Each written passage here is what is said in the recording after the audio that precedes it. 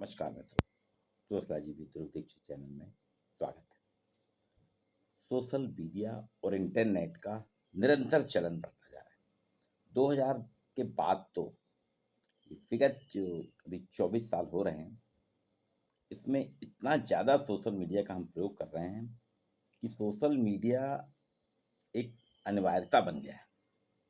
लेकिन इसके side effect भी अब निकलने लगे।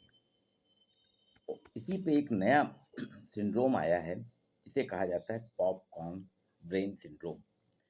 पॉपकॉर्न ब्रेन शब्द का प्रयोग सर्वप्रथम 2011 में वाशिंगटन यूनिवर्सिटी में शोध कार्य कर रहे डेविड लेवी ने कहा था।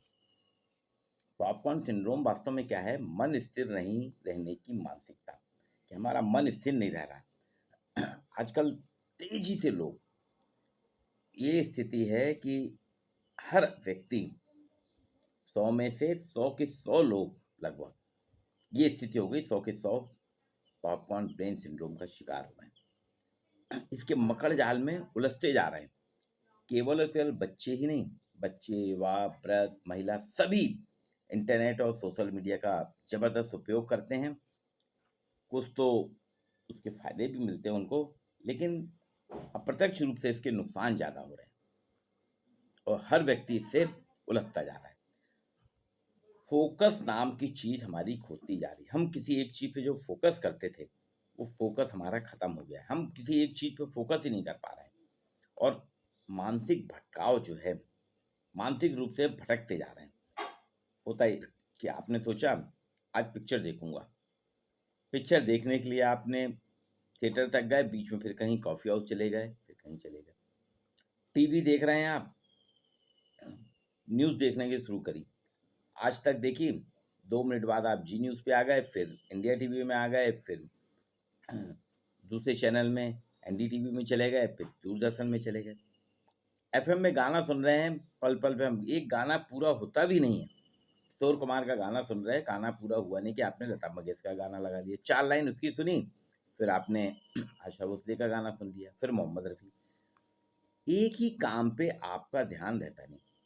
आप काम कर रहे हैं, गैस पे आपने चाय चढ़ा दी, किसी भी जगह आप चले गए, गमलों में पानी देने, गमलों में पानी दे के आए, चाय आपने डाली, सर्व की, फिर आप किसी दूसरे काम में लग गए। मतलब एक ही काम को लगातार बदलते रहना, एक काम करते समय दूसरे काम के लिए सोच लेना कि हमको ये करना है।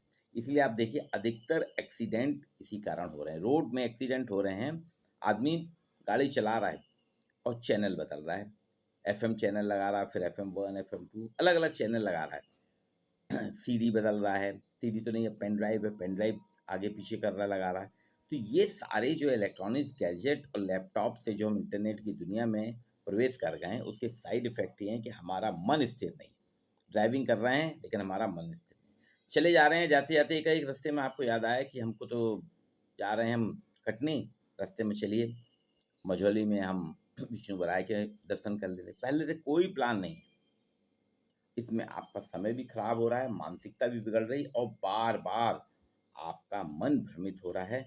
इसे कहा जाता है पॉपकॉर्न ब्रेन सिंड्रोम। ये निशानी है, अगर आप बार बार एक काम करने के साथ दूसरा काम शुरू कर देते हैं, आपका वो काम पूरा नहीं हुआ, दूसरा काम शुरू कर दिया, तो कहते हैं पॉपकॉर्न ब्रेन सिंड्रोम। इसी तरह होता है, अभी आपने एक किताब उठाई, ये पढ़ी नहीं, तत्काल दूसरी निकाल ली किताब, फिर तीसरी किताब निकाली। मतलब एक किताब को पूरा ना पढ़ के दूसरी तीसरी किताब पढ़ना, ये आपका निशानी है।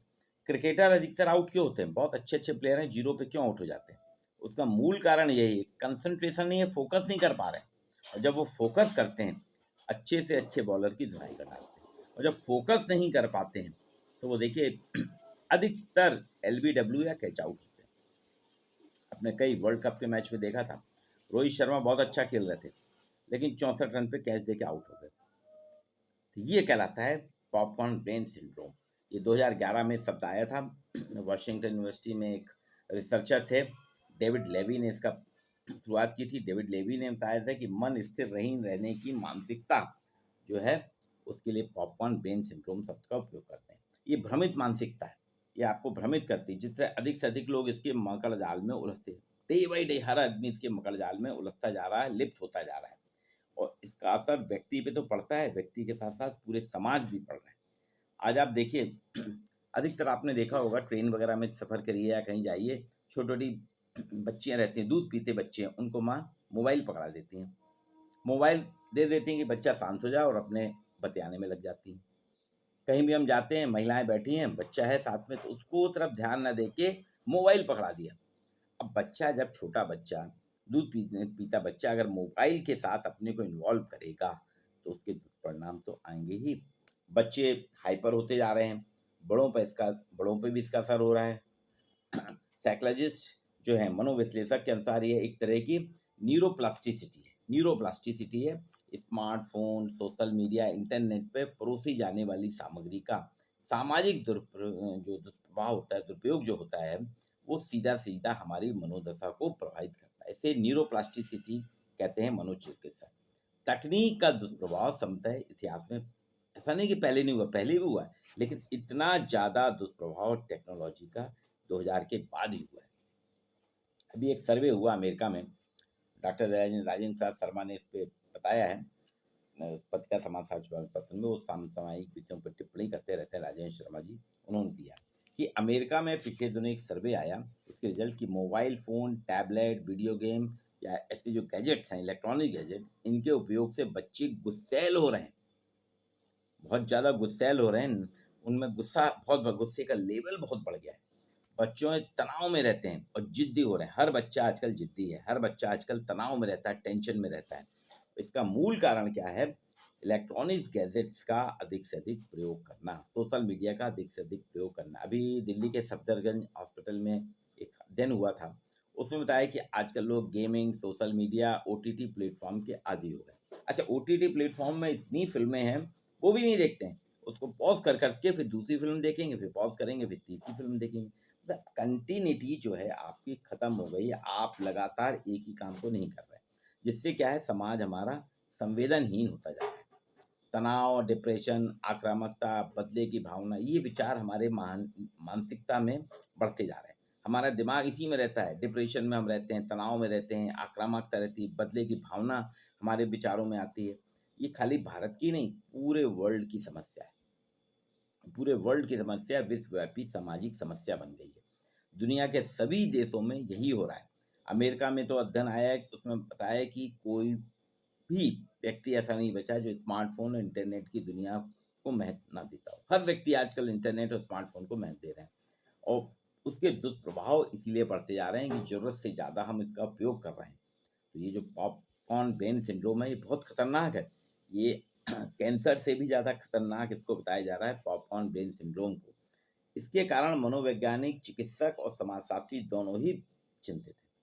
सभी चिंतित हैं कि समाजशास्त्री सोचते हैं, समाज अगर ऐसे बिगड़ता गया, समाज अगर ऐसे मानसिक तनाव में रहा, समाज ऐसे डिप्रेशन में रहा, तो समाज का विकास कैसे होगा, हमारी संस्कृति कैसे बचेगी। मनोचिकित्सकों का कहना है कि, और डॉक्टरों का, कि आपके दिमाग पे जब इतना ज़्यादा लोड पड़ेगा, पॉपकॉर्न ब्रेन सिंड्रोम इतना हावी हो जाएगा, तो आप नए नए इनोवेशन कैसे करेंगे।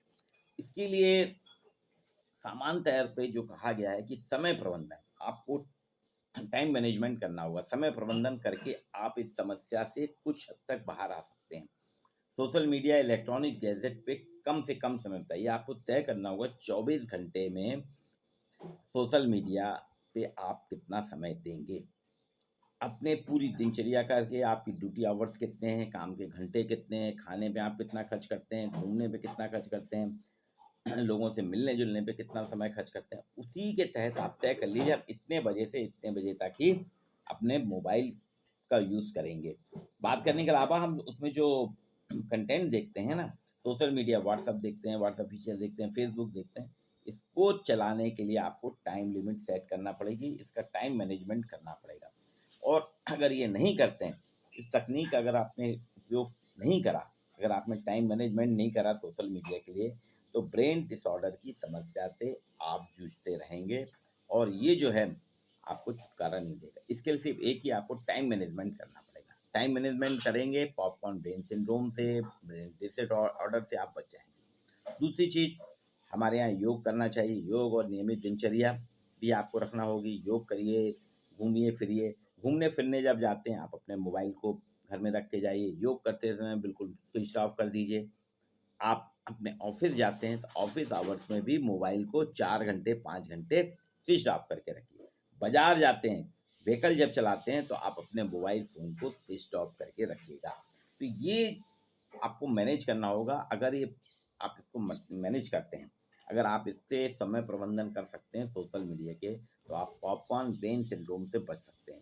अगर नहीं बच पाए तो पॉपकॉर्न ब्रेन सिंड्रोम आपको धीरे धीरे मानसिक विकार बनाएगा, आपके ऊपर तनाव बढ़ता जाएगा, आपकी मानसिकता बिगड़ती जाएगी, आक्रामक होते जाएंगे, बदले की भावना आती जाएगी और आप एक ही काम को अधूरा छोड़ के दूसरे तीसरे चौथे काम की ओर आगे बढ़ते जाएंगे, जो आपको फोकस नहीं करने देगा किसी भी चीज़ को। जब आपका फोकस नहीं होगा तो आपका ध्यान, आपका लक्ष्य ओझल हो जाएगा। आप ठीक उसी तरह होगा जैसे अर्जुन ने आँख देखी थी ना मछली को, उसने तीर चला दिया था, लेकिन बाकी जितने भी थे साथी उसके, वो फोकस ही नहीं कर पा रहे थे, तो मछली की आँख को भेद ही नहीं पाए थे।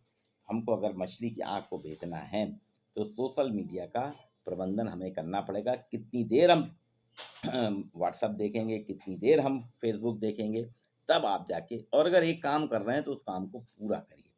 उसको बीच में एक गाना सुन रहे हैं, किशोर कुमार का गाना सुन रहे हैं, पूरा सुनिए, फिर मोहम्मद रफ़ी के गाने पे आइए, फिर लता मंगेशकर के गाने पे आइए।